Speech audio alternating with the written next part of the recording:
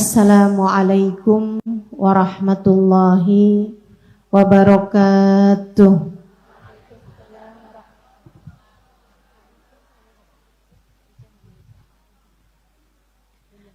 Alhamdulillah. Wassalatu wassalamu ala Rasulillah Muhammad ibn Abdillah wa ala alihi wa sahbihi wa man walah. Subhanaka la ilma lana illa ma 'allamtana innaka antal alimul hakim. Rabbi shrah li sadri wa yassir li amri.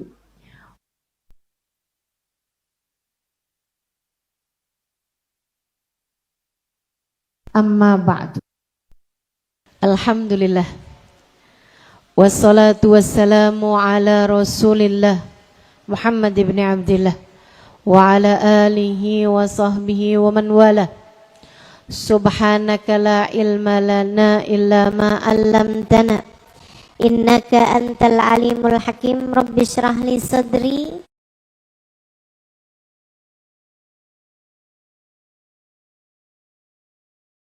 min lisani yafqahu qawli. Amma ba'du. Sama-sama kita hormati, kita muliakan keluarga besar dari Majelis Ta'lim Ummahat Miftahul Huda Selasa pagi yang diketuai oleh Umi Maryam.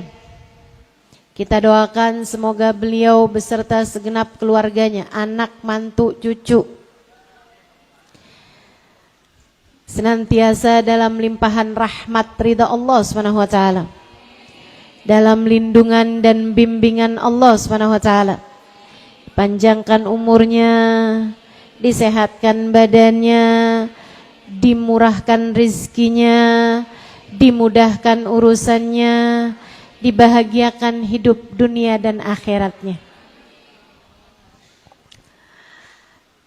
Semoga pondok pesantren Miftahul Huda diberkahi pesantrennya, diberkahi guru-gurunya, diberkahi murid-muridnya, dikaruniakan ilmu yang bermanfaat buat semuanya, ilmu yang bawa kebaikan bagi mereka para santri-santri dari dunia hingga kelak bahagia di akhirat nanti. Amin ya rabbal alamin. Sama-sama kita hormati Kiai Haji Muhammad Toha Mujtaba, pengasuh pondok pesantren Miftahul Huda, serta para ustazah, para ketua panitianya, Nyai Fatimah dan juga Nur Afifah, serta Ummah Iha, saudara saya. Kita muliakan pula para hubabah, para syarifah, para ibu-ibu nyai, pimpinan-pimpinan pondok pesantren, pimpinan-pimpinan majelis ta'lim,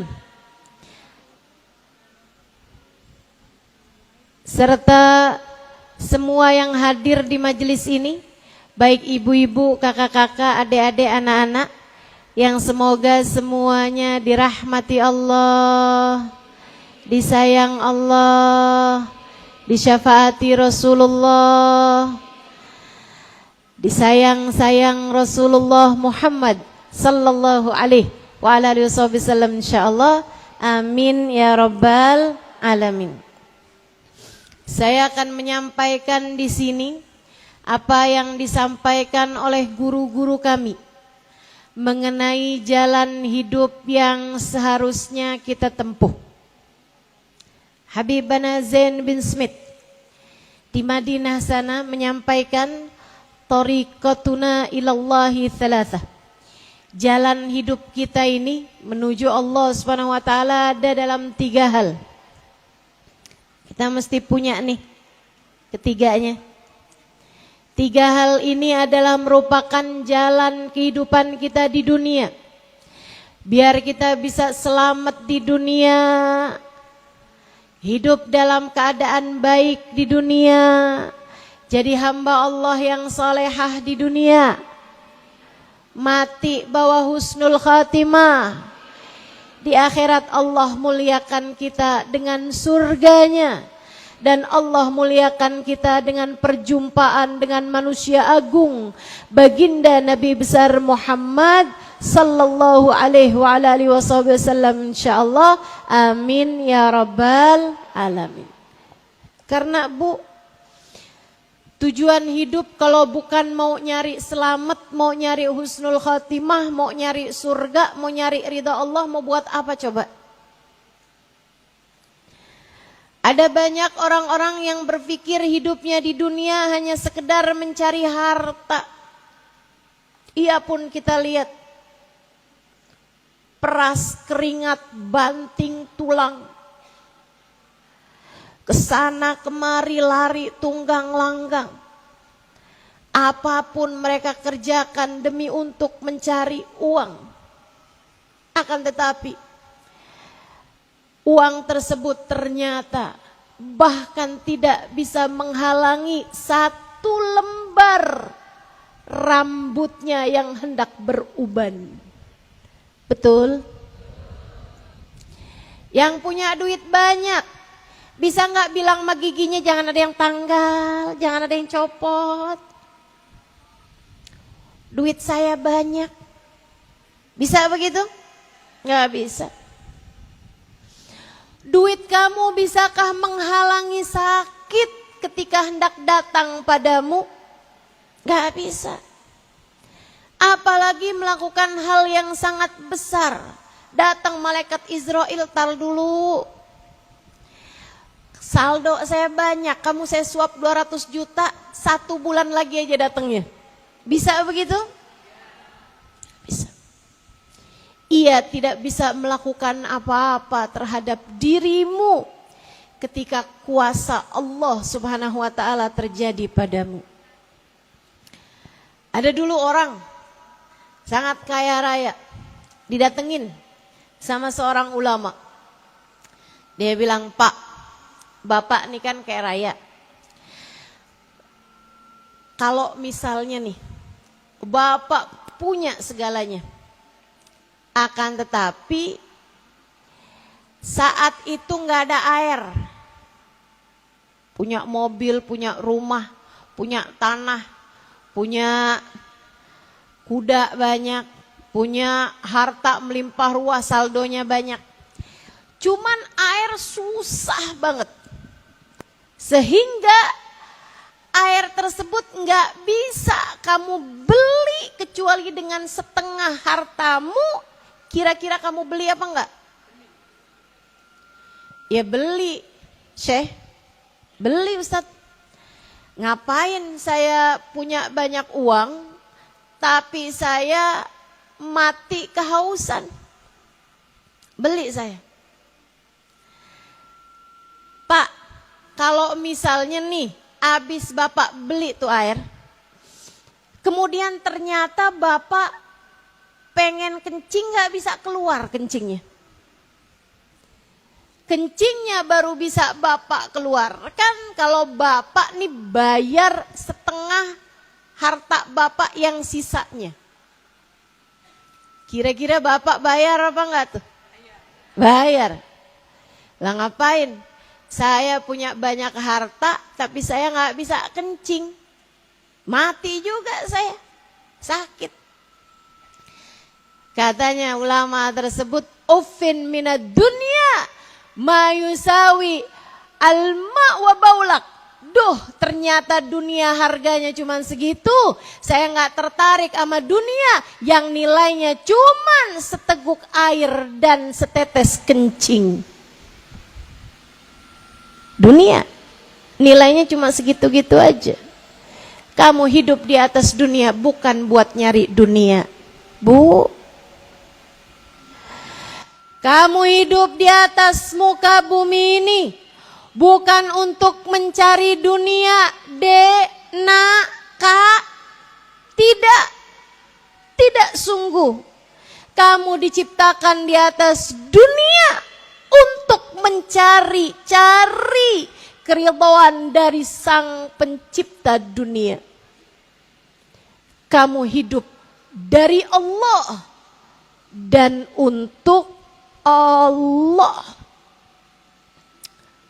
Fahami itu. Fahami itu. Fahami itu.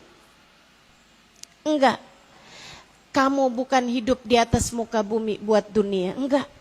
Tapi kan ustazah, kalau kita nggak punya duit kan kita susah hidupnya.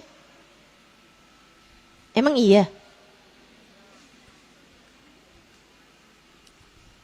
Emang iya? Saudaraku sekalian yang saya muliakan, nih anggap. Ucapan orang kalau enggak punya duit susah hidupnya. Saya mau tanya, emang yang punya duit enggak susah apa hidupnya?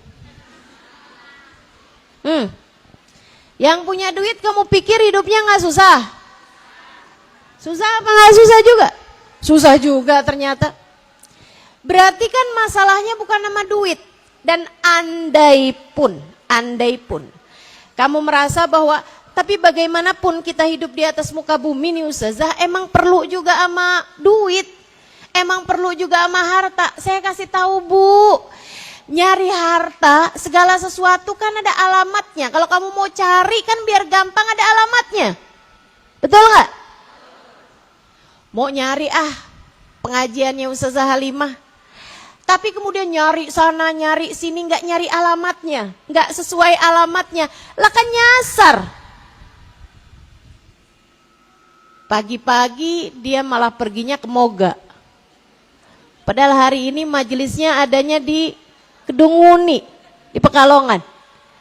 Nah ini kan kalau salah alamat berarti nggak akan sampai, berarti nggak akan dapet. Saya kasih tahu Bu, Kak, Dek, alamatnya rezeki itu Allah. Huwa Razzaq Dzul Quwwatil Matin. Allah lah satu sang pemberi rezeki, dialah satu sang pemilik kekuatan sejati. Adanya cuman sama Allah. Kenapa kamu harus sampai segitunya? Sampai mengemis-ngemis, sampai menghibah-hibah, sampai jadi budak untuk manusia, sampai menghalalkan segala cara demi untuk mencari yang kamu sebut sebagai harta. Alamatnya bukan sama mereka, alamat rezeki cuma satu, alamatnya ada pada Allah subhanahu wa ta'ala, Jalla jalaluhu wa ta'ala adamat. Kalau Allah ngasih kamu rezeki, enggak ada siapapun yang bisa menghalangi. Kalau Allah hendak menghalangi, enggak ada siapapun yang bisa memberi. Bukan begitu? Pastikan itu. Kalau kamu udah ngerti, iya nih, saya hidup di atas muka bumi ini bukan mau nyari rezeki. Rezeki datang Bu, tenang aja. Datang. Kamu gak tahu apa yang akan kamu makan nanti siang. Kamu gak tahu apa yang akan kamu makan nanti malam. Tapi ibu-ibu saudaraku sekalian, bahkan kamu ketika masih berupa janin dalam rahim ibumu, rezeki tersebut sampai padamu. Kamu tahu kenapa orang hamil suka ngidam? Saya tuh ustazah, katanya seorang teman, saya tuh ustazah penggemar kopi. Saya kalau lagi kayak saya kalau hari-hari nih, saya nggak bisa nggak minum kopi. Pagi hari itu saya minum kopi segelas, sore juga gitu. Kalau saya nggak minum kopi seharian nih geliengan ustazah, kayak belum 100% gitu pikiran saya, katanya orang teman saya nih. Banyak yang begitu? Banyak, saya tahu. Saya bilang, bukannya kopi bahaya buat ibu hamil? Ustazah, subhanallah, saya begitu hamil, saya nggak suka kopi. Sampai saya melahirkan. Hari saya melahirkan baru tuh, besokannya saya mau kopi lagi. Saya minum kopi lagi, pusing lagi saya kalau nggak minum kopi. Ada lagi cerita yang lain. Dia bilang, Ustazah, subhanallah, kenapa ya orang hamil kepengen sama satu barang yang kepengen banget gitu. Pengen sama satu makanan, kepengen banget. Padahal kadang-kadang cuman sesendok, 2 sendok, abis itu gak kepengen lagi. Kamu tahu kenapa orang hamil suka ngidam, menyukai sesuatu yang biasanya tidak dia sukai, atau tidak menyukai sesuatu yang biasanya dia sukai? Karena Allah sedang tidak hanya memberi rezeki kepadamu, akan tetapi Allah sedang memberi rezeki kepada janin yang ada di dalam rahimmu itu. Yang Allah mau kasih rezekinya bukan cuma kamu, akan tetapi yang ada di dalam rahimmu. Coba tuh liatin, masih jadi janin aja Allah udah sampein rezeki kepadamu. Masa udah gede-gede gini malah ragu-ragu terhadap urusan rezeki? Kalau saya nggak kerja, bagaimana saya hidup? Kamu lagi kecil juga nggak kerja, hidup aja tuh. Betul? Ibu-ibu saudaraku sekalian, gajah tuh nggak pernah jualan online, gendut-gendut. Tuh kecoa nggak pernah facial aja glowing-glowing. Rezekinya sampai, Bu, rezekinya sampai. Ar-rizqu mafrughun minuh, ar-rizqu maktubun mafrughun minuh, kata Nabi Muhammad sallallahu alaihi wasallam. La yazid bitaqwa muttaqin wa la yanqus bifujuri fajir. Rezeki itu sudah tertulis dan sudah selesai, nggak bisa nambah dengan ketakwaannya orang yang bertakwa, dan tidak bisa berkurang dengan kefasikan orang yang fasik. Udah selesai, nggak usah repot-repot mikirin sesuatu yang tidak menjadi tanggung jawabmu. Rezeki itu tanggung jawabnya Allah. Kita hidup dikasih sama Allah, Allah jugalah yang bertanggung jawab atas rezeki kita. Faham? Faham? Faham, Bu? Kalau kamu udah faham, tapi saya mau tambahin lagi nih. Ada adik-adik nih, Ustazah, saya sih tahu hidup itu bukan untuk harta, bukan untuk sibuk-sibuk ngurusin dunia. Tapi Ustazah, kita kan hidup nih baru bisa bahagia kalau kita dicinta.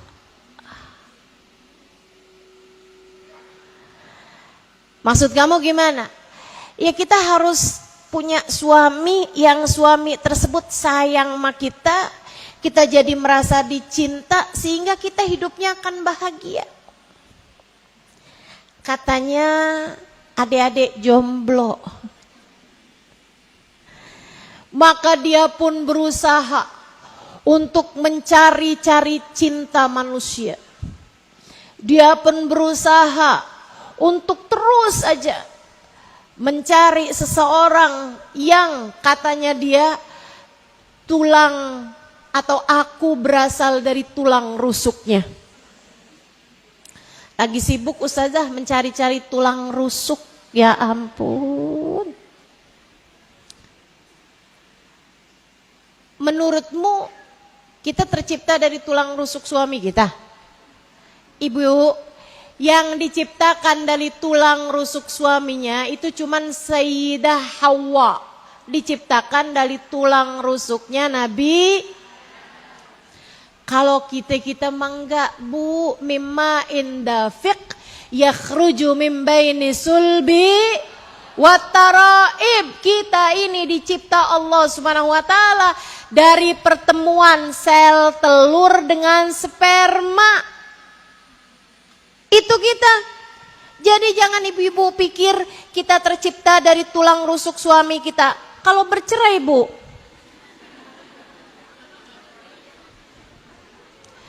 kalau ada seorang laki-laki nikah, cerai, nikah, cerai, nikah, cerai. Saya ustazah udah pernah nikah, suami saya ustazah. Nikah sama saya ini adalah nikah yang ke-10. Kagak punya tulang rusuk jadinya. Enggak gitu ceritanya, enggak gitu ceritanya. Ada banyak para istri-istri yang menjadikan cinta suaminya sebagai prioritas dalam kehidupannya. Ia bahkan rela untuk menghalalkan segala cara demi untuk agar hati suaminya tidak berpaling darinya. Saya memberitahumu hal ini, para istri dengerin saya. Termasuk juga para calon-calon istri dengerin saya. Ustazah kalau mantan istri gimana? Gak usah dengerin gak apa-apa. Udah telat ya.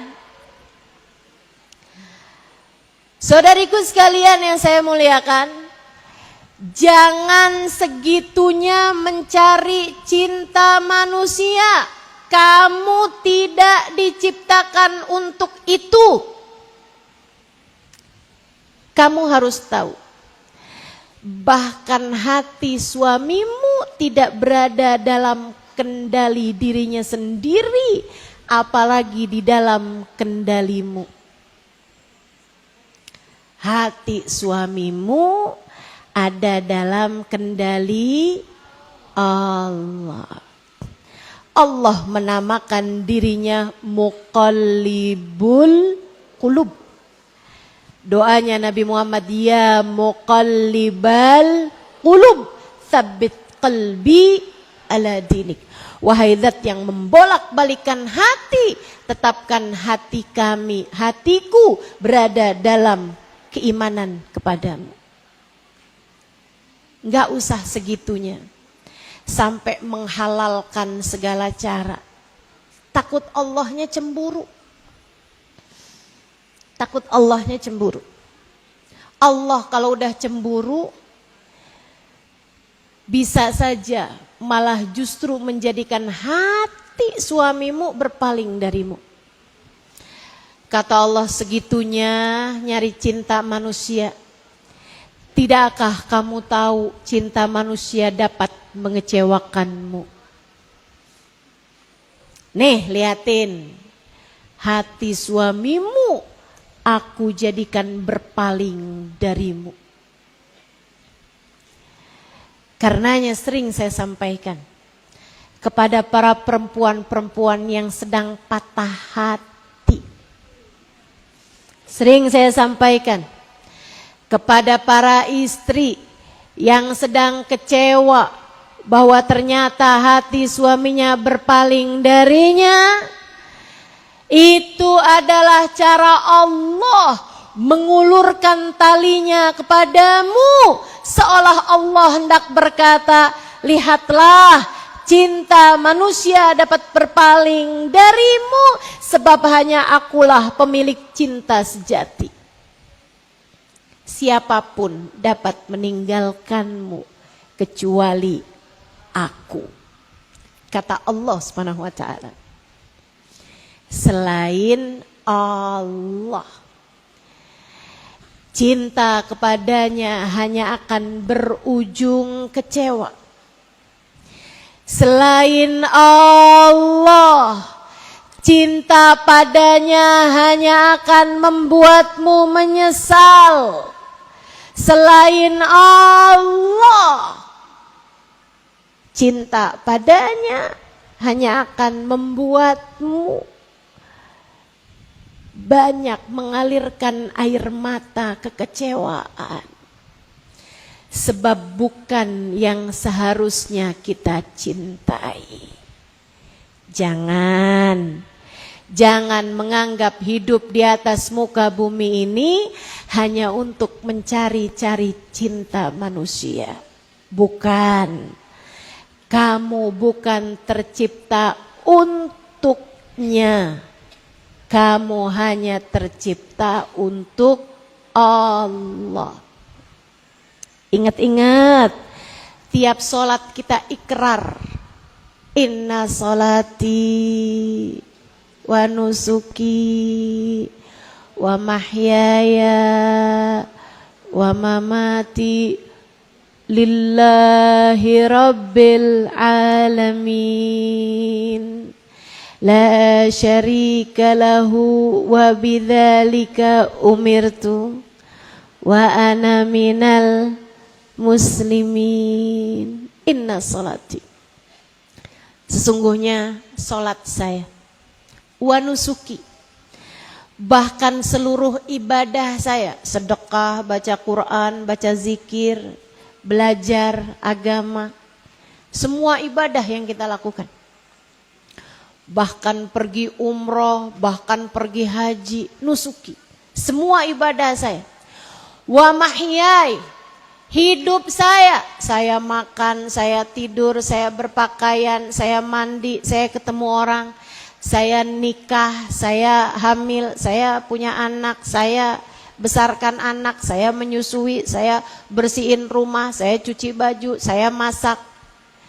Semua yang kita kerjakan dari ma'isyah, dari kehidupan duniawi ini, mahyai, kehidupan saya di atas muka bumi ini, wa mamati, bahkan saya mati, lillahi rabbil alamin, hanya untuk Allah. Salat saya hanya untuk Allah, ibadah saya hanya untuk Allah, hidup saya hanya untuk Allah, bukan buat nyari dunia, bukan mau nyari cinta manusia, bukan, lillahi rabbil alamin, hanya untuk Allah, Tuhan semesta alam, la syarikalah, tidak ada sekutu baginya. Wa bidzalika umirtu, untuk itulah aku diciptakan di atas muka bumi ini.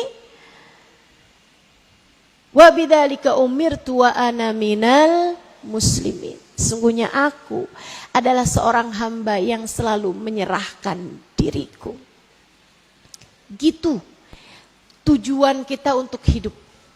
Nah, kalau kamu udah sepakat sama saya dalam rangka tujuan kita hidup ini untuk Allah Subhanahu wa taala, maka guru saya Al-Habib Zain bin Smith yang ada di Madinah sana memberi pesan kepada kita sekalian, jalan hidup kita menuju Allah ada dalam 3 hal.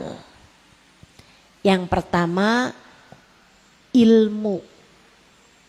Jangan pernah berhenti belajar. Belajar terus. Caranya sholat, pelajarin. Caranya ibadah yang benar, pelajarin. Baca Quran yang bagus, yang benar, pelajarin. Bu, gak malu apa dari zaman kecil sampai sekarang kalau sholat suratnya kagak ganti-ganti? Malaikat sampai apal. Rokaat pertama kuliah, rokaat kedua kulhu. Ini malaikat rokib atid kayaknya ngobrol nih. Siratal ladzina an'amta 'alaihim ghairil maghdubi 'alaihim waladdallin. Kata malaikat atid ke malaikat rokib habis nikulhu.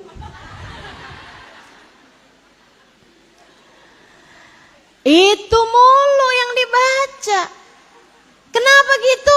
Nggak pernah belajar buat nambahin apa yang bisa dibaca, apa yang bisa dimengerti dari bacaan-bacaan Al-Quran. Kamu udah sholat berapa puluh tahun dari zaman sebelum balik sampai sekarang. Masa artinya doa iftitah aja kamu gak ngerti? Apa aja yang kamu pelajari dalam hidup ini? Kalau bahkan yang kamu baca minimal 5 kali dalam sehari semalam saja tidak kamu pahami artinya. Gak malu sama Allah? Gak malu sama Allah? Saudariku sekalian yang saya muliakan, banyak hal yang perlu kita pelajari biar hati kita jadi benar.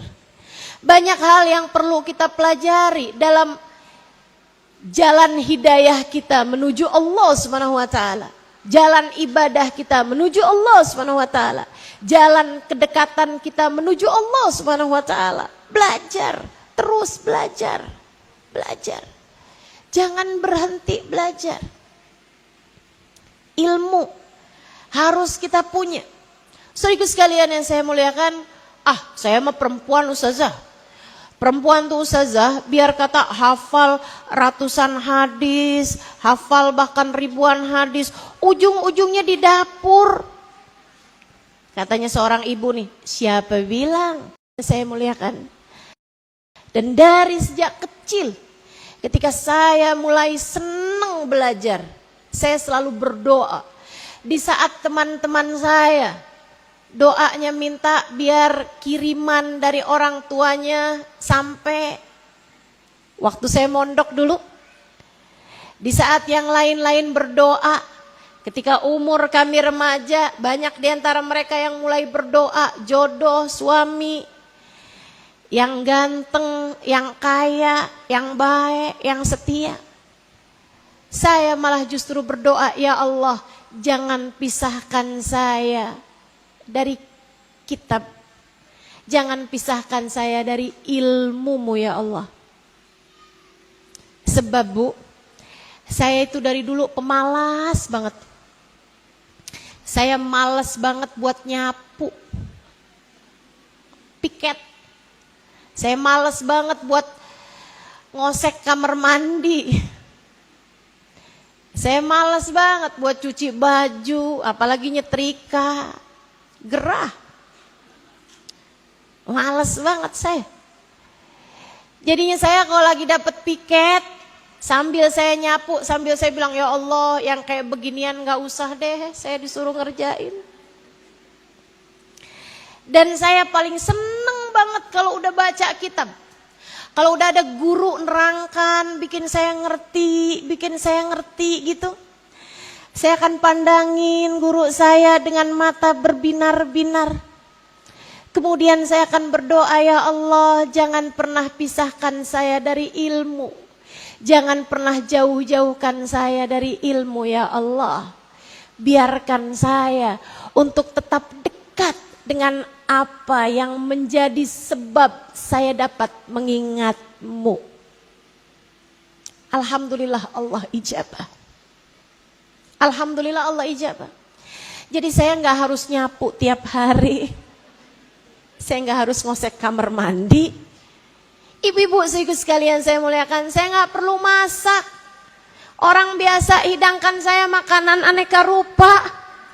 Dan alhamdulillah Allah nggak pernah jauh-jauhkan saya dari ilmu.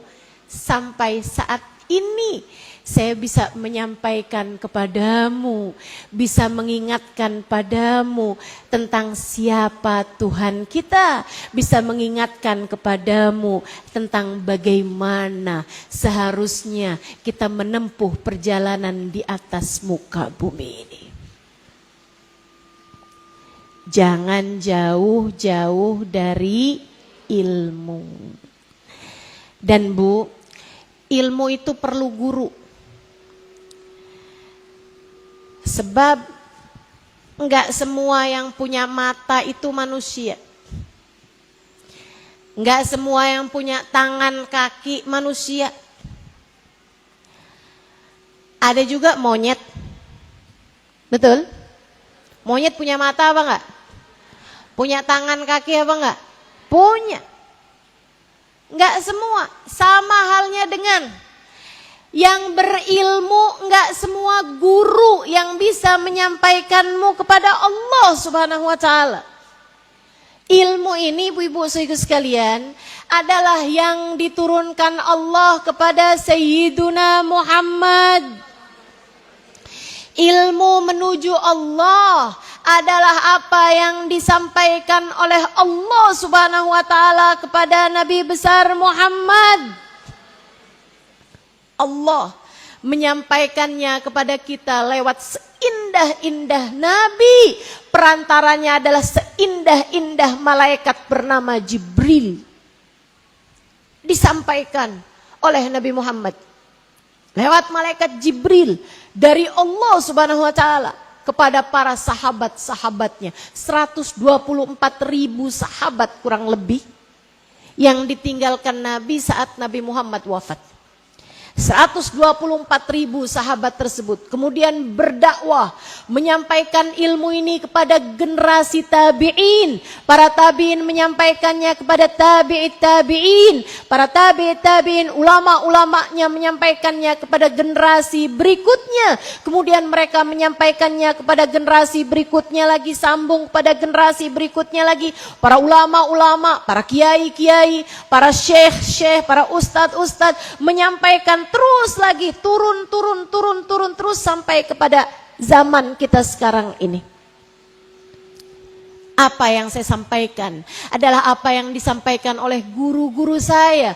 Mereka mendapatinya dari guru-gurunya, guru-gurunya mendapatinya dari guru-gurunya, dari guru-gurunya, dari guru-gurunya, dari guru-gurunya, terus sambung kepada tabi'it tabi'in, sambung kepada tabi'in, sambung kepada sahabat, sambung kepada baginda Nabi besar Muhammad.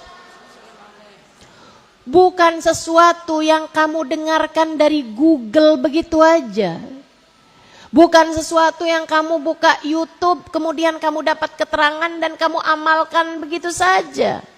Bukan dengan kamu baca dari Google, dari mesin pencarian, dari AI zaman sekarang. Kemudian kamu sampaikan begitu saja atau kamu amalkan begitu aja. Hukum ziarah kubur, tanya sama AI. Tanya sama Meta. Ibu-ibu gak pada tahu nih, kayaknya belum nyampe ke Pekalongan. Udah. Masya Allah, Masya Allah. Enggak gitu ceritanya. Ilmu ini adalah sesuatu yang jauh lebih tinggi daripada itu. Kita terima dari guru kita. Guru kita menerimanya dari gurunya. Gurunya sampai kepada baginda Nabi besar Muhammad. Sehingga ucapan Nabi Muhammad yang mengatakan sallu kama ra'aitumuni usolli, salatlah kalian dengan caraku mengerjakan salat, benar-benar dapat kita amalkan. Karena salat kita melihat kepada cara salatnya guru kita. Cara salatnya guru kita melihat kepada cara salatnya gurunya, dianya melihat kepada cara salatnya gurunya, sampai kepada para sahabat yang melihat langsung bagaimana cara Nabi Muhammad mengerjakan salat. Ilmu ini bisa benar kalau ada sambungannya. Sambungannya nasab ilmu, silsilah ilmu, nggak boleh keputus. Kita dapat dari guru kita yang memiliki sambungan ilmu kepada baginda Nabi besar Muhammad.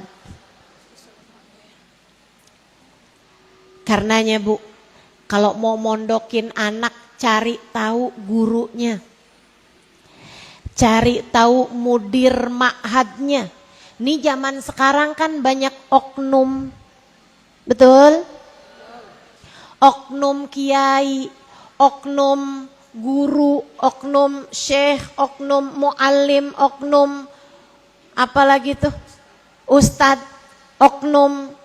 Mudah-mudahan gak ada oknum ustazah ya. Yang aftau bi ghairi ilmin. Kata Nabi Muhammad nih. Fadallu wa adallu. Udah diceritain sama Nabi. Sayati zaman ala ummati kathir khutaba'uhum qalil ulama'uhum. Akan datang waktunya dari umatku. Banyak tukang ceramahnya, sedikit ulamanya. Akhirnya orang-orang bertanya kepada para penceramah, bukan kepada para ulama. Akhirnya jawabannya salah-salah, fadallu wa adallu. Mereka pun salah dan mereka pun bikin salah orang lain. Mereka tersesat dan mereka membuat orang lain tersesat. Mereka keliru dan membuat orang lain keliru. Ini yang banyak terjadi di zaman sekarang. Karenanya mesti benar-benar nyari ulama yang benar. Dan Bu, yang pada punya anak, saya yakin kamu sering doain anakmu biar pada sehat. Ya kan? Saya yakin kamu sering doain anakmu biar rezekinya lancar. Betul? Selain daripada itu Ibu, doakan pula biar anak-anakmu pada punya guru yang dapat membimbing jalan hidup mereka. Doain, ya Allah karuniakan pada anakku guru yang dapat membimbing kehidupnya, menyampaikannya kepadamu ya Allah. Doain.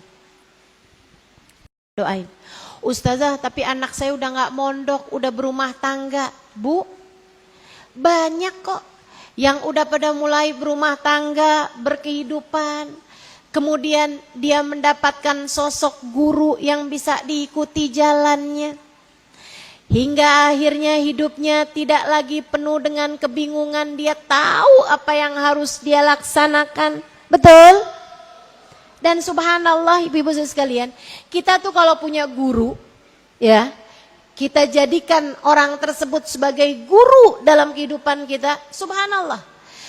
Kadang-kadang gak usah pakai acara kita curhat, kita ngomong, kita tanya. Allah subhanahu wa ta'ala menjadikan guru kita dengan ilmu Allah subhanahu wa ta'ala. Dengan kasih sayang Allah kepadamu, menyampaikan apa yang menjadi kebingunganmu selama ini. Pernah gak kamu? Mesti gimana nih, aduh bingung nih. Buka YouTube, buka Instagram, dengerin live streaming. Bisa dari Ustadz siapa, Kiai siapa, Habib siapa, atau Ustazah Halimah. Tiba dengerin, ya Allah subhanallah, ini dia pertanyaan saya. Pernah begitu? Dapat jawabannya? Kenapa Ustazah bisa begitu? Allah lagi mau ngasih tahu bahwasanya kalau kamu punya sambungan ilmu, insya Allah Allah akan menyambungkanmu padanya. Gitu. Ustazah, kalau kita berguru tuh Ustazah harus pakai baiat apa enggak Ustazah? Enggak perlu. Baiat itu hanya perlu di zamannya Nabi Muhammad. Zaman sekarang enggak perlu baiat-baiatan, Bu. Apalagi kalau dia adalah perempuan, sementara baiatnya ini kepada ustadz, kiai atau habib laki-laki, enggak perlu pakai baiat. Perlu. Enggak usah pakai begitu-begitu. Yang penting itu bahkan bukan sambungan secara lisan. Ustazah, guru kita tuh harus enggak ada pernyataan bahwa engkau adalah guruku, aku adalah muridmu. Itu enggak perlu ibu-ibu sekalian. Tentang hal ini sambungannya adalah sambungan rasa. Sambungannya adalah sambungan rasa hati. Kalau hatimu punya sambungan kepada seseorang, kamu menganggapnya sebagai gurumu, bismillah, ikuti jalannya, doakan gurumu tersebut, sambungkan hatimu kepadanya, ikuti apa yang menjadi fatwanya, apa yang menjadi nasihatnya. Dengan hal itu insya Allah kamu akan disampaikan menuju Allah. Saya sama salah satu guru saya yang saya sebutkan tadi, Habib Zain bin Smith, saya nggak pernah secara langsung mondok di pondok pesantrennya. Akan tetapi jangan tanyakan pada saya seperti apa saya mencintainya. Apapun yang beliau perintahkan, semoga saya dapat menjadi seseorang yang akan berkata sami'na wa ata'na. saya dengar dan saya akan patuhi. Kita doakan semoga beliau panjang umurnya, lebih dipanjangkan lagi oleh Allah Subhanahu wa taala karena beliau sudah di atas usia 90 tahun. Kita doakan semakin panjang usianya bersama dengan kesehatan badannya insyaallah, sehingga dapat terus-terusan memberikan keberkahan kepada kami para murid-muridnya dan untuk kita sekalian sebagai umat nabinya Muhammad sallallahu alaihi wa ala alihi wasallam insyaallah. Amin ya rabbal alamin. Jadi kita harus punya ilmu. Yang ilmunya tersebut kita dapat melalui lisan guru-guru kita. Yang kita tahu memiliki sambungan nasab ilmu dengan baginda Nabi besar Muhammad sallallahu alaihi wa ala alihi wa sahbihi wasallam insyaallah. Amin ya rabbal.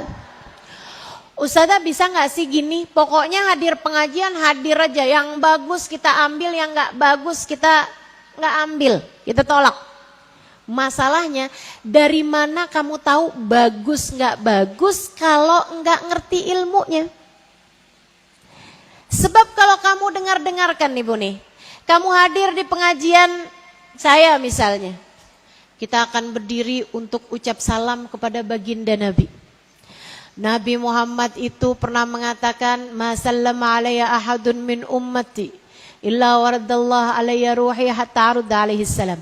Saat umatku mengucapkan salam kepadaku, Allah akan kembalikan ruhku sehingga aku akan dapat menjawab salam. Yuk kita berdiri ucap salam kepada Nabi, hadirkan Nabi Muhammad dalam hati kita. Kita ucapkan salam kepadanya sambil meyakini bahwa Nabi Muhammad akan menjawab salam kita. Kan begitu? Ibu-ibu sekalian, hadir ibu di pengajian yang lain. Dia bilang orang baca maulid berdiri itu hukumnya bid'ah. Wa kullu bid'atin dhalalah wa kullu dhalalatin finnar. Hadis Nabi Muhammad mengatakan semua bid'ah adalah sesat dan semua kesesatan akan dapat membawa kalian kepada neraka. Maka kalau kalian berdiri untuk ucap salam kepada Nabi, kalian sama saja sedang berjalan menuju api neraka. Dua-duanya sama-sama nyampein hadisnya Nabi. Dua-duanya sama-sama pegang mic. Betul? Kalau kamu nggak punya guru, kamu akan kebingungan. Kalau kamu nggak ngerti ilmunya, kamu akan nggak paham mana yang harus kamu ambil. Karenanya penting bagimu mengikuti guru, kemudian mengikuti jalannya. Insya. Semoga Allah tidak halangkan kita dari keberkahan para ulama. Aminnya belum serius. Semoga Allah tidak menghalangkan kita dari keberkahan para ulama-ulama kita. Semoga Allah menghadirkan untuk kita guru yang dapat menyampaikan kita kepada Allah Ta'ala. Semoga Allah Subhanahu wa taala mengaruniakan kepada kita ilmu yang bermanfaat. Semoga Allah Subhanahu wa taala menjadikan kita di atas muka bumi ini mengikuti para ulama-ulama Allah. Sehingga di hari akhirat nanti kita berada di belakang para ulama-ulama Allah yang akan menghadap Allah Subhanahu wa taala di belakang baginda kita Nabi besar Muhammad sallallahu alaihi wasallam insyaallah. Amin ya rabbal alamin. Sebelum saya lanjutkan kepada yang kedua, saya mau cerita. Saya Bu punya guru, bahkan punya guru ya, Hubabah Nur, Hubabah Maryam, istri dari Habib Zain bin Smith yang tadi saya ceritakan. Hubabah Nur istri dari Habib Umar bin Hafid, guru saya, mursyiduna, murabbi arwahina, yang memelihara jiwa-jiwa kita insyaallah. Semoga Allah panjangkan usia Habib Umar, Allah panjangkan usia Hubabah Nur, Habibana Zain bin Smith. Hubabah Maryam punya ayah Habib Muhammad bin Abdullah Al-Haddar. Meninggal dunia sekitar antara 20 sampai 30 tahun lalu. Belum lama meninggal dunianya. Dimakamkan di kota Mekah karena beliau memang salah satu tinggalnya di kota Mekah. Beberapa tahun sesudah beliau meninggal dunia, biasa tuh kalau di Mekah Bu, di Ma'la itu kuburan kan gak cukup. Jadi sering dibalik tanahnya. Biasanya ada sisa-sisa tulang-tulang kecil dikumpulkan, kemudian dipendem lagi, sisanya tanahnya tersebut siap untuk dijadikan pekuburan untuk orang-orang berikutnya. Karena kan yang meninggal di Mekah banyak banget tuh. Semuanya maunya dikuburnya di Ma'la gitu kan. Jadinya gak cukup. Karenanya per berapa tahun sekali tanahnya dibalik. Waktu tanahnya dibalik ada jenazah. Terbang, maksudnya terpelanting sampai terjatuh ke tanah. Utuh. Orang buka kemudian jenazahnya. Katanya sampai bahkan bibirnya itu masih merah Bu. Kayak belum meninggal gitu, kayak masih hidup. Orang-orang pada nanya, wah siapa nih, jenazahnya siapa nih? Nggak bisa dimakan rayap tanah. Ada seorang di antara mereka yang kenalin, oh ini namanya Muhammad bin Abdullah Al-Haddar.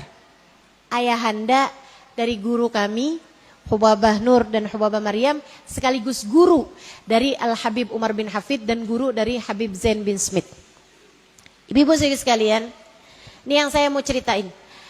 Ada seorang muridnya Habib Muhammad bin Abdullah Al-Haddar, bahkan bukan murid, tapi yang suka khidmah kepada beliau.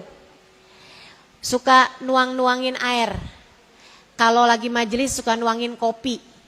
Gitu ya. Yang bagian bagi-bagiin kopi. Ahli khidmah. Kenapa orang tersebut memilih khidmah? Namanya Salim Na'i. Nih ya. Namanya Salim Na'i. Dia ini ibu-ibu sekalian suka khidmah kepada gurunya ini, Habib Muhammad bin Abdullah Al-Haddar. Bu, karena beliau ini ngerasa nggak cukup bisa belajar. Kayak otaknya terbatas, termasuk juga beliau nggak bisa baca, nggak bisa nulis. Jadi karena beliau ngerasa ummi, nggak bisa baca, nggak bisa nulis, bagian beliau di dapur, nuang-nuangin air. Nanti Habib Muhammad Al-Haddar perlu apa, dia yang bawain barangnya, gitu ya. Beliau perlu apa, beliau yang ngambilin, gitu. Salim Na'i ini khidmah sama Habib Muhammad bin Abdullah Al-Haddar. Satu hari ini cerita disampaikan oleh putri beliau. Salah satu dari putri beliau namanya Hubabah Syarifah. Seorang ahli Quran. Hafal 30 juz Al-Quran bersama dengan faham sebab nuzulnya dan makna-maknanya Al-Quran. Salah satu dari perempuan paling pandai yang pernah saya temui di atas muka bumi ini. Putri dari Al-Habib Muhammad bin Abdullah Al-Haddar.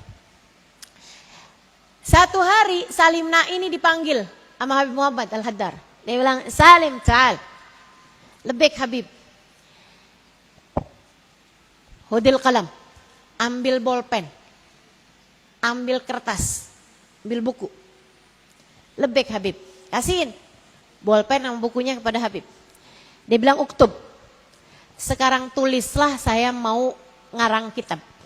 Saya mau bikin kitab. Saya mau nulis kitab, saya yang diktein, kamu yang nulis. Salim Na'inya ketawa dong. Silahkan Bib. Ayo tuh, kata Habib. Ayo tulis. Ayo tulis. Saya nggak bisa baca, nggak bisa nulis. Habib kayak nggak tahu aja. Saya kan nggak bisa baca, nggak bisa nulis, Habib. Makanya kerjaan saya kan di dapur. Uktub, kata Habib. Ayo tulis. Nih Bu nih, kerennya nih Bu nih. Dia ambil buku, dia ambil bolpennya. Habib bilang Bismillahirrahmanirrahim, dia nulis. Alhamdulillahirrabbilalamin, dia tulis. Wassalatu wassalam ala asyrafil amin, terus dia tulis.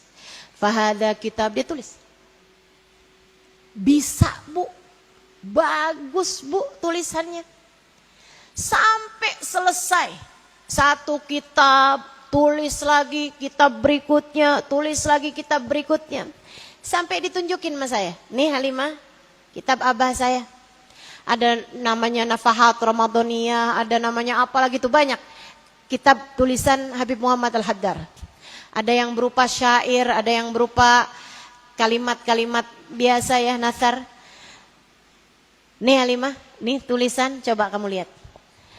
Kata Baha, siapa yang nulis? Salim Na'i. Dia bilang, kamu tahu Halimah, begitu abah saya habis meninggal dunia, beliau pegang kitab dan gak bisa lagi nulis satu huruf pun. Karena memang Allah Subhanahu wa taala mengajarkan padanya ilmu sampai bisa nulisin kitab. Itu adalah karena Allah Subhanahu wa taala mau menunjukkan kepada kita bahwa seorang murid di hadapan gurunya yang soleh dapat menjadi siapapun. Berkahnya guru itu nggak bisa dibeli. Syaratnya cuma satu. Kamu cintai dengan sungguh-sungguh dan khidmah membahagiakan guru tersebut dengan apapun yang kamu mampu. Yang benar adabnya kepada guru. Sami'na wa ata'na. Semoga kita tidak terhalang dari keberkahan guru-guru kita. Amin. Semoga kita semuanya mendapatkan keberkahan dari guru-guru kita dan dari semua para ulama-ulama insyaallah. Amin ya rabbal alamin. Satu, kita perlu ilmu. Pelajari ilmu sampai ibadah kamu benar, sampai iman kamu benar, sampai hati kamu benar. Kemudian sudah itu yang keduanya, kamu perlu amal soleh. Ustazah, bukannya kita bisa masuk surga Allah dan dapat ridhonya Allah itu dengan rahmatnya Allah. Kenapa kita perlu amal soleh? Guru saya Kiai Haji Maimun Zubair. Saya punya guru nih bu lengkap. Di Indonesia ada, di luar negeri ada. Mudah-mudahan saya nggak terhalang dari keberkahan guru-guru saya. Kiai Haji Maimun Zubair bilang, perlunya kita sama amal soleh. Perlunya kita sama sholat, perlunya kita sama puasa, perlunya kita sama zikir, perlunya kita sama baca Quran, perlunya kita sama sholawat, perlunya kita sama sedekah, perlunya kita sama berbuat kebaikan, perlunya kita amal-amal soleh. Ibu-ibu sedikit sekalian saya muliakan, sama perlunya dengan anak bayi terhadap ASI. Ibu, pada akhirnya anak bayi itu memang hidup dengan rahmatnya Allah. Manusia nih hidup dengan takdirnya Allah SWT. Akan tetapi kita bagaimanapun perlu makan. Kita bagaimanapun perlu ikhtiar. Anak bayi perlu dikasih susu. Kita nggak bisa bilang bahwa tenang aja, hidup ini kan semuanya dari Allah. Dia nggak bakalan mati kalau nggak ditakdir mati sama Allah. Jadi biarin aja anak bayi tersebut lapar, biarin aja sampai mati nggak apa-apa dah. Dia gak bakalan mati kalau gak ditakdir sama Allah. Masa terus kamu gak mau kasih ASI? Sama halnya dengan diri kita ini bu. Kita ibu-ibu sekalian akan dapat rahmatnya Allah, dapat ridhonya Allah, dapat surganya Allah dengan rahmatnya Allah SWT. Akan tetapi untuk dapat rahmatnya Allah kita perlu jadi hamba yang senantiasa berbuat baik. Kita perlu jadi seorang hamba yang mengerjakan amal soleh. Hidup di atas muka bumi. Kerjain perintah Allah, tinggalkan larangan Allah. Jadilah hamba Allah yang bertakwa. Bu, saya pengen hidupnya bahagia di dunia, mati husnul khotimah, akhirat masuk surga. Tapi saya nggak mau sholat ustazah. Ya itu sama aja. Kayak saya kepengen anak bayi saya ini tumbuh sehat, nanti sampai gede dia bisa sekolah bagus, tapi saya nggak mau nyusuin, saya nggak mau kasih air susu sama dia. Apa yang terjadi? Ya mati, Bu. Ya gimana ceritanya? Perlunya kita sama amal soleh setara dengan perlunya anak bayi terhadap ASI, air susu ibunya. Seperlu itu. Karenanya jangan sampai, walaupun saya dosa kayak apapun juga, kalau takdirnya saya masuk surga, saya bakalan masuk surga juga. Jadi gak apa-apa aja lah. Saya mau zina, saya mau minum minuman keras, saya mau hutang, pinjol, saya mau apa, saya mau riba, saya mau segala macam. Suka-suka saya lah, ntar kalau takdirnya masuk surga, surga juga. Bisa begitu? Enggak. Enggak bisa gitu. Kamu yang benar jadi hamba. Sholatmu jangan tinggal, ibadahmu jangan tinggal. Yang haram-haram jangan deket-deket. Dengan cara semacam itulah kamu bisa jadi hamba yang dekat dengan rahmatnya Allah Subhanahu wa ta'ala. Ibu-ibu saudariku sekalian yang saya muliakan, saya tinggal 4,5 tahun di kota Tarim, Hadramaut, Yaman. Bu, perempuan-perempuan di sana menangis apabila tertinggal bangun tahajud di waktu malamnya. Perempuan-perempuan di sana menangis ketika mereka tidak mendapatkan sholat isya dengan berjamaah. Saya pernah cerita kepada perempuan-perempuan di sana, orang awam, bukan ulama, bukan. Perempuan-perempuan awam di kota Tarim, saya cerita sama mereka. Saya bilang orang Indonesia banyak yang gak sholat. La ma syuftihim ya Halimah, ma syuftihim lamma yusallun, inti akid ma syuftihim. Dia bilang gak bakalan Halimah, waktu mereka sholat kamu gak lihat. Saya bilang la syuftum, enggak kok orang saya lihat mereka gak sholat. Mereka sholatnya di jamaah Halimah karena mereka musafir. Enggak musafir kok emang gak sholat. Saya bilang, oh lagi head Halimah. Lagi head, gak sholat, kamu suudzon sama dia. Saya bilang enggak lagi head. Masa kamu bisa lihat? Enggak kok mereka emang gak sholat. Saya bilang banyak, bukan satu, bukan dua, banyak orang di negeri saya gak sholat. Gak bakalan, gak ada ceritanya orang gak sholat. Orang Islam mana yang gak sholat, gimana mereka bisa ketelen makannya, mana bisa mereka lelap tidurnya. Kalau mereka bahkan gak sholat, gimana ceritanya hidup gak sholat. Saya Halimah, kapan waktu itu gak dapetin temen sholat isya berjamaah. Saya gak bisa tidur. Sampai besoknya saya gak bisa makan, gak ketelen makanan saya. Ketika saya ingat bahwa tadi malam saya sholat isya sendirian. Bagaimana mungkin kamu cerita bahwa ada orang-orang hidup di atas muka bumi, mereka Islam tapi gak sholat. Gak kebayang mereka. Subhanallah. Ibu-ibu sekalian, dari taatnya mereka terhadap aturan agama Allah Subhanahu wa taala, mereka kalau nonton sinetron, kan tuh artisnya kan suka ganti-ganti. Artisnya nggak tahu tuh artis dari mana gitu kan. Sinetron Arab tuh. Dia bilang, wah sekarang dia jadi suami istrinya itu tuh. Berarti udah cerai tuh sama yang itu. Sampai mereka nggak bisa bayangin bahwa film itu dibikin nggak seaslinya gitu. Dikirain kalau suami istri ya suami istri beneran gitu. Masya Allah. Terjaga kehidupan mereka jauh dari segala dosa-dosa. Mudah-mudahan kita pun juga bisa hidup dalam taat semacam itu. Insya. Nggak bisa bohong, nggak bisa ngomongin orang. Sampai-sampai saya Bu, jangankan mereka, saya begitu pulang dari Tarim tahun 2002, tahun 2003 gitu. Nah saya 2002 pulang nikah, saya balik lagi. Pulang beneran baru tahun 2003. Suami saya sampai bilang kayak begini, Halimah bohongin aja, dia pasti juga bakal percaya. Dia dibohongin kayak apapun bakalan percaya. Dia nggak pikir di atas muka bumi ini ada orang bisa bohong. Ceritain aja, apa aja yang nggak masuk akal dia bakal percaya. Karena dia nggak percaya ada orang di atas muka bumi ini bisa bohong. Kata suami saya, tahun 2002. Kalau tahun sekarang sih jangan harap. Saya udah tahu kapan saya dibohongin.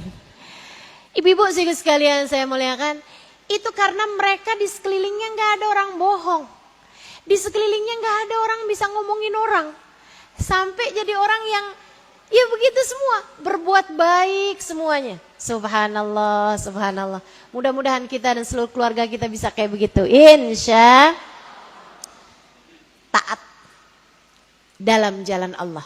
Itu yang kedua. Kemudian yang terakhir, kalau kamu pengen hidup bahagia di dunia, mati husnul khotimah, di akhirat kembali ke surga, maka jalannya yang terakhir selain dari yang pertama apa tadi? Yang kedua apa tadi? Amal soleh, kerjain taat. Yang terakhirnya yang ketiga adalah bersihnya hati. Bersihnya hatimu harus bersih. Bersih dari apa Ustazah? Dari kotorannya hati. Apa kotorannya hati? Banyak. Banyak.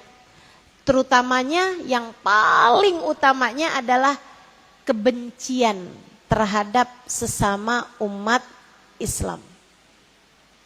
Benci sama orang Islam. Apalagi jika dia adalah saudaramu sendiri. Apalagi jika dia adalah mertuamu sendiri. Apalagi jika dia adalah kakak adekmu sendiri, kerabatmu sendiri. Apalagi jika dia adalah suamimu sendiri. Kebencian terhadap siapapun adalah racun yang akan menggerogoti hatimu itu. Dendam itu adalah racun yang kamu minum dan berharap orang lain yang mati. Enggak ada ceritanya Bu. Kalau racunnya kamu yang minum, yang akan mati adalah dirimu sendiri. Jangan biarkan hatimu terkotori oleh kebencian terhadap siapapun. Maafin. Saya kesian sama kamu. Hidupmu ini bakalan jadi bekal kamu menuju akhirat. Kalau kamu di saat hidup ini sibuk dengan kebencianmu terhadap seseorang, hidup yang mana yang akan kamu bawa sebagai bekalmu menuju akhirat? Ustazah, saya memang gak bisa maafin dia Ustazah. Tapi Ustazah jangan salah, tahajud saya panjang. Ustazah jangan salah, saya tiap hari puasa. Saya emang benci Ustazah sama orang itu, saya gak bisa maafin, seumur hidup saya gak bisa maafin. Tapi Ustazah jangan salah, sedekah saya banyak, Quran saya tiap hari saya baca sekian juz Ustazah. Saya emang punya kebencian sama orang. Tapi ibadah saya panjang. Ilmu saya banyak Ustazah. Hafalan saya banyak. Hadis saya banyak hafal Ustazah. Ilmu, fikih, kitab apa semuanya saya ngerti. Bu, saya kasih tahu. Katanya Nabi Muhammad sallallahu alaihi wasallam. Salasatun la turfa salatuhum fawqa ru'usihim shibra. Ada 3 kelompok orang. Kalau dia sholat, jangankan Allah terima sholatnya, keangkat 1 jengkal pun dari atas kepalanya itu tidak. 3 kelompok orang. Sholatnya tidak akan terangkat dari atas kepalanya 1 jengkal pun. Kalau keangkat aja enggak, artinya tidak akan terkirim. Kalau terkirim saja tidak, artinya tidak akan diterima. Kalau diterima saja tidak, bagaimana mungkin akan mendapatkan balasan? Terkirim aja enggak kok, gimana mau keterima? Betul nggak Bu? Kan ada terkirim dulu, habis terkirim diterima, habis diterima kemudian dibalas. Gimana kamu mau berharap sholat kamu dibalas dengan pahala oleh Allah jika bahkan ia tidak diterima sama Allah? Jangankan diterima, terkirim pun tidak.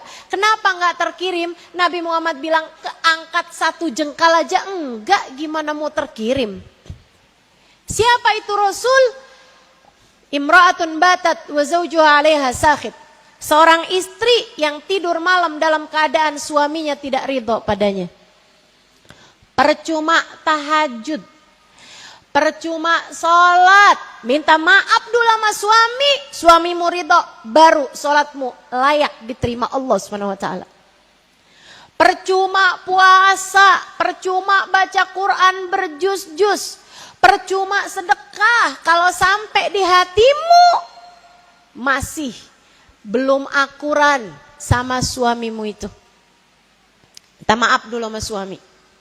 Sebab ridha Allah terletak pada keridhaan suami. Nih, yang hadir di majelis ini tapi suaminya enggak ridho, pulang aja dah. Enggak apa-apa. Saya izinkan. Silahkan pulang ke rumah, minta ridho sama suaminya karena percuma.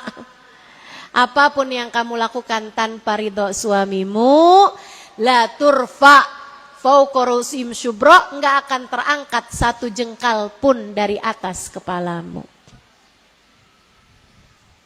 Imra'atun batat wa zawjuha 'alaiha sakhit, kata Nabi Muhammad sallallahu alaihi wa ala alihi wa sahbihi wasallam. Siapa lagi habis itu? Man amma qauman wa hum lahu karihun. Siapa yang jadi pejabat tapi rakyatnya benci sama dia karena dia korupsi, karena dia berbuat zalim. Karenanya ibu-ibu saudaraku sekalian, saya sarankan kepadamu nanti 4 tahun yang akan datang gak usah ada yang nyalon. 1, belum tentu kepilih. Yang kedua, urusan akhiratnya berat. Urusan akhiratnya berat. Udah biarin yang lain aja. Kita mau udah ruwet sama urusan akhirat, mendingan cari aman. Ibu ya, yang jadi pejabat tapi nggak disukai sama rakyat, itu ibu-ibu saudaraku sekalian, sholatnya nggak akan keangkat 1 jengkal pun dari atas kepalanya. Makanya kita doakan pejabat-pejabat setidaknya yang kita kenal, mudah-mudahan dijaga Allah SWT. Mudah-mudahan dipelihara Allah SWT. Dijadikan orang-orang yang amanat menyandang, yang dapat melaksanakan amanat yang telah mereka sandang. Mudah-mudahan mereka dapat menjalankan tugasnya dengan cara yang terbaik insya Allah. Menjadi orang-orang yang bisa bawakan kebaikan bagi umat Islam yang ada di negeri tercinta Indonesia ini. Amin ya Rabbal. Dan yang terakhir, ikhwan mutasariman, orang yang di hatinya masih terdapat dendam ataupun kebencian terhadap satu saja dari hamba Allah Subhanahu wa taala yang beriman. Jadi kamu sholat tapi hatimu masih punya dendam dan kebencian terhadap siapapun, sholatmu akan sulit untuk diterima oleh Allah. Termasuk ibadah-ibadahmu yang lain. Karena saya sayang sama kamu, saya kasih tahu. Saya kasih tahu sama kamu. Bu, orang yang menyakitimu, apapun aja bentuk kezaliman yang telah mereka lakukan, maafkanlah. Halalkanlah. Maafin, halalin, maklumin. Udah gak apa-apa. Enak aja ustazah, dia udah bikin salah gitu gede sama saya maafin begitu saja. Enak aja dia. Bukan, saya gak mikirin enak aja dia. Kamu harus enak hidupnya. Terutama di akhirat nanti. Biar kamu enak hidupnya, kamu harus memaafkan siapapun yang pernah berbuat salah kepadamu. Jangan mau hidupmu tersiksa hanya karena kebencian yang ada di dalam hatimu itu. Jangan sampai akhirat kamu tersiksa hanya karena kamu tidak mampu memaafkan kesalahan seseorang yang telah menyakiti hatimu itu. Enggak apa-apa Bu, disakitin orang, enggak apa-apa. Ada yang berbuat salah sama kita, enggak apa-apa. Ada yang pernah fitnah kita, enggak apa-apa. Manusia paling indah, manusia paling mulia bernama baginda Nabi besar Muhammad. Pernah dilemparin batu sampai berdarah-darah betisnya. Pernah dilemparin dengan kotoran-kotoran unta hingga berbau busuk tubuhnya. Bu, Nabi Muhammad SAW, manusia paling indah di atas muka bumi ini, manusia paling mulia di sisi Allah, manusia satu-satunya yang pernah sampai di Sidratul Muntaha. Pernah dikatain gila, pernah dikatain tukang sihir, bahkan harus diusir dari kota di mana beliau tinggal, bahkan lahir di sana, yaitu kota Mekah. Pernah mau diracun, pernah hampir dibunuh, semua pernah. Ibu-ibu saudariku sekalian, siapa kamu sampai kamu berharap semua orang cinta semua padamu? Siapa kamu sampai kamu berharap semua orang sayang semua sama kamu? Siapa kamu sampai kamu berharap semua orang baik semua kepadamu? Bukankah wajar jika hidup di atas muka bumi ini ada yang pernah fitnah, ada yang pernah nyakitin, ada yang pernah nipu, ada yang pernah melukai, ada yang pernah gak seneng sama kita, ada yang pernah mukul, ada yang pernah... Wajar, semuanya wajar, gak apa-apa, gak apa-apa, gak apa-apa. Sekali lagi, gak apa-apa. Itu adalah cara Allah membuat kita tetap tawadhu. Itu adalah cara Allah membuat kita jadi enggak sombong. Itu adalah cara Allah untuk membuat kita tetap faham bahwasanya kita hanyalah seorang hamba. Bukan tugas kita untuk memastikan semua orang baik kepada kita. Tugas kita hanyalah untuk berbuat baik kepada siapapun.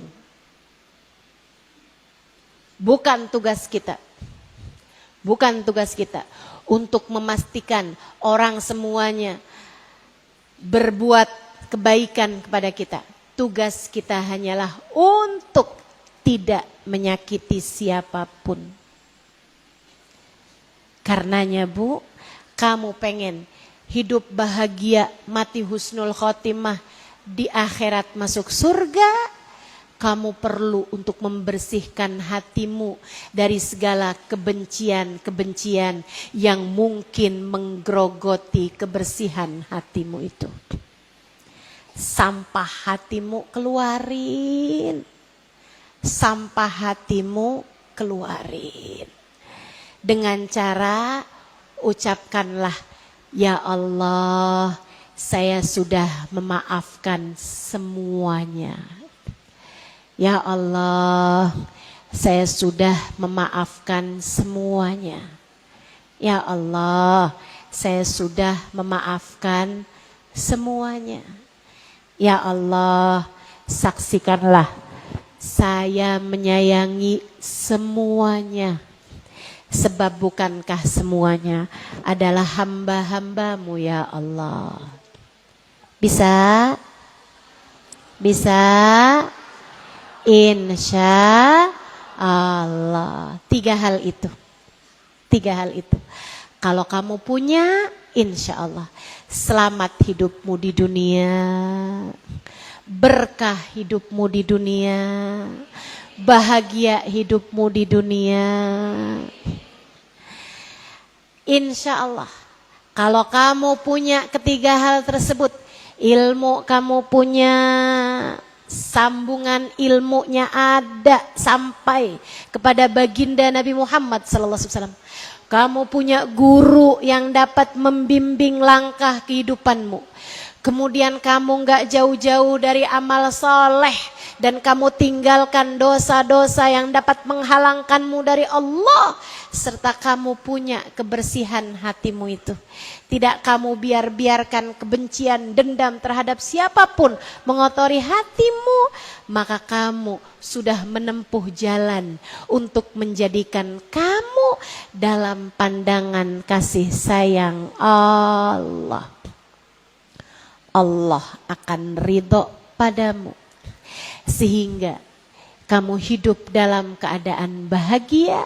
Ketika datang ajal menjemput kamu, Allah akan bisikkan di telinga hatimu, di ruh batinmu, Allah akan mengatakan, ya ayyah Tuhan nafsul mutmainnah, irji'i ila rabbiki radiyatan mardiyah. Wahai pemilik jiwa yang tenang, yang gak punya kebencian terhadap siapapun. Wahai pemilik hati yang bersih, yang telah kamu bersihkan hatimu dengan ibadah kepada Allah SWT. Kamu tumbuhkan ruhmu dengan ibadahmu kepada Allah, dengan kamu menjauhi dosa-dosa yang semuanya didasari dengan ilmu. Irji'i ila rabbik. Sekarang waktumu untuk kembali kepada Tuhanmu. Radiyah. Allah Tuhanmu ridho padamu, kamu pun ridho padanya. Fadkhuli fi ibadi. Masuklah ke dalam golongan hambaku, kata Allah. Wadkhuli jannati. Masuklah ke dalam surgaku. Semoga semuanya dapat menjadi hamba yang seperti itu. Semoga semuanya dibimbing Allah, dimudahkan Allah untuk mendapatkan ketiga-tiganya insya Allah. Karena bagaimanapun ilmu tidak akan ada kecuali jika diberikan Allah Subhanahu wa taala. Apalagi guru tidak akan ada kecuali jika Allah mengaruniakannya kepada kita. Bagaimanapun amal soleh tidak akan ada yang dapat membimbingnya selain Allah SWT. Dan pada akhirnya hati kita tidak akan ada yang dapat membersihkannya selain Allah SWT. Karenanya kita minta kepada Allah SWT, ya Allah, ya Allah, ya Allah, Rabbi zidni ilma warzuqni fahma. Rabbi zidni ilma warzuqni fahma. Ya Allah, kami mohon padamu, karuniakan kepada kami ilmu yang manfaat. Karuniakan kepada kami pemahaman di dalam ilmu-Mu ya Allah. Hingga kami dapat menjadi orang-orang yang memiliki cahaya dalam akal pikiran kami. Hingga kami dapat menjadi orang-orang yang terdidik dengan ilmu-Mu ya Allah. Karuniakan kepada kami amalan mutaqabbala, amal saleh yang Kau terima ya Allah.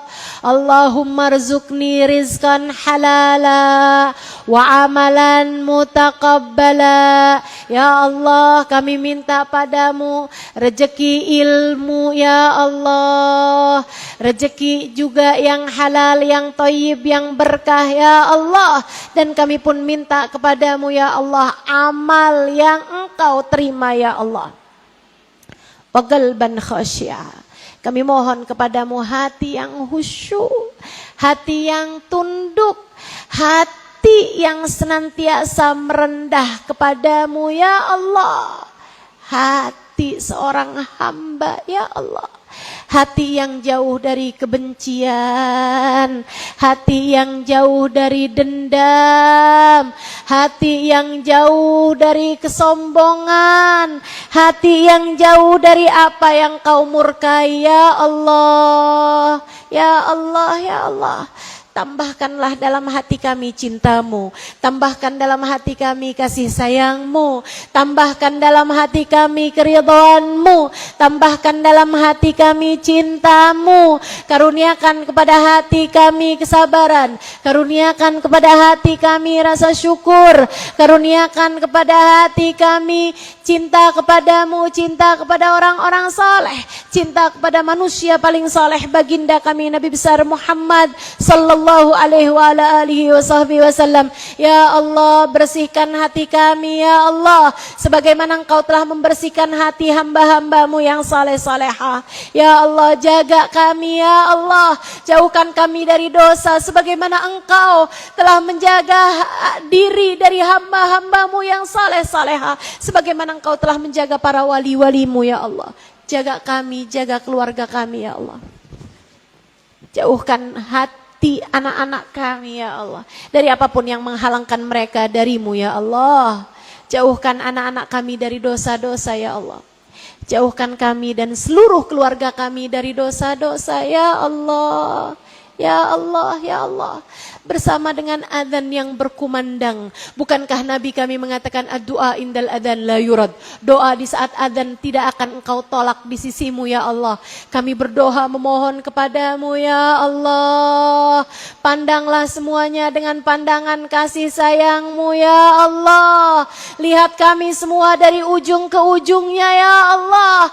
Lihat yang tua, lihat yang muda ya Allah. Lihat yang anak-anak, lihat yang nenek-nenek, lihat semuanya ya Allah. Lihat yang amalnya sudah saleh, lihat yang amalnya masih jauh dari saleh. Ya Allah, lihat yang hatinya sudah bersih, lihat yang hatinya masih begitu kotor ya Allah. Lihat semuanya ya Allah, sayangilah semuanya ya Allah. Lihat semuanya dan ampunilah semuanya ya Allah. Lihat semuanya dan bahagiakanlah semuanya ya Allah. Lihat semuanya dan baguskanlah nasib kami ya Allah. Lihat semuanya dan karuniakanlah kehidupan yang baik untuk kami ya Allah. Lihat semuanya dan karuniakanlah kematian yang baik untuk kami ya Allah. Karuniakanlah husnul khatimah bagi semuanya ya Allah. Karuniakan husnul khatimah bagi semuanya ya Allah. Karuniakan husnul khatimah bagi semuanya ya Allah. Jika ada di antara kami orang-orang yang Kau telah mencatatkan nasibnya di dalam buku catatan nasibnya sebagai orang-orang yang akan mati dalam keadaan tidak husnul khatimah, kami memohonkan untuknya ya Allah. Dengan keberkahan majelis ini, kami memohonkan untuknya ya Allah. Dengan keberkahan para wali yang kami sebut-sebut, dengan keberkahan para ulama yang namanya kami sebut di tempat ini ya Allah. Kami mohon kepadamu ya Allah, dengan orang-orang yang namanya kami sebutkan di saat tawasul, dengan barokah baginda Nabi besar Muhammad yang kami telah baca maulidnya pada hari ini ya Allah. Jangan keluarkan ia dari majelis ini kecuali setelah Engkau ubah nasibnya ya Allah menjadi orang yang akan mati dalam husnul khatimah. Siapapun dia orangnya ya Allah, siapapun dia orangnya ya Allah, duduk dimanapun ia saat ini ya Allah, atau yang sedang mendengarkan kajian saya pada saat ini ya Allah, apapun saja keadaannya ya Allah, jika ada di antara kami yang di hari akhiratnya tak akan berjumpa dengan Nabi Muhammad, kami memohonkan padamu ya Allah, dengan apapun yang membawa kepada keberkahan, kami mohon padamu ya Allah, ubahkanlah nasibnya menjadi umat yang akan membersamai Nabi Muhammad. Ampuni segenap dosa-dosanya ya Allah. Jika kekotoran hatinya membuatnya terhalang darimu. Kami mohon padamu, bersihkanlah saja hatinya ya Allah. Jika ketidakmampuannya untuk memaafkan, dendam, kesumat yang ada dalam hatinya membuatnya terhalang dari ampunanmu, membuatnya terhalang dari kasih sayangmu, membuatnya terhalang dari syafaat Nabi Muhammad, bahkan terhalang dari kematian dalam husnul khatimah. Kami mohon padamu ya Allah, angkat segala kekotoran hatinya, angkat segala dendam dari dalam hatinya. Bukankah tak ada yang dapat melakukannya kecuali Engkau ya Allah? Maka lakukan sajalah untuknya. Jauhkan dendam dari dalam hatinya ya Allah. Ya Allah, jika ada di antara kami anak yang durhaka kepada orang tua, ada istri yang durhaka kepada suami, kami mohon padamu, karuniakan taubat padanya ya Allah. Jika ada di antara kami orang-orang yang mudah meninggalkan kewajibannya, yang tidak menjaga salat fardunya, kami mohon padamu ya Allah, hidayahmu untuknya. Karuniakan hidayahmu untuknya. Dan kami juga memohonkan untuk anak-anak kami, untuk keturunan kami, untuk ponakan-ponakan kami, untuk semua orang-orang yang kami sayangi. Jauhkan kami dari dosa ya Allah. Jauhkan kami dari dosa ya Allah. Jauhkan kami dari narkoba. Jauhkan mereka semuanya ya Allah dari narkoba, dari minuman keras. Jauhkan mereka dari riba. Jauhkan mereka dari zina. Jauhkan mereka dari LGBT. Jauhkan mereka dari apapun yang membuat kami merasa ngeri jika mereka terjatuh di dalamnya ya Allah. Hanya Engkau yang dapat melakukannya ya Allah. Lakukanlah untuk kami ya Allah. Sebab kami hamba-Mu. Kami berharap hidup kami senantiasa dalam penjagaan dari-Mu. Sebab Engkau adalah Tuhan kami.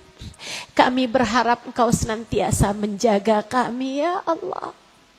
Engkau Tuhan kami.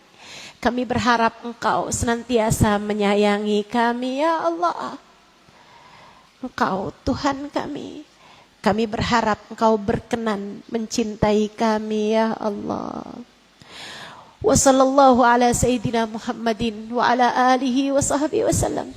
Allahumma rabbana taqabbal minna innaka antas samiul alim wa tub alaina innaka antat tawwabur rahim. Allahumma rabbana atina fid dunya hasanah wa fil akhirati hasanah wa qina adzabannar. Bi fadli subhana rabbika rabbil izzati amma yasifun wa salamun alal mursalin walhamdulillahi rabbil alamin.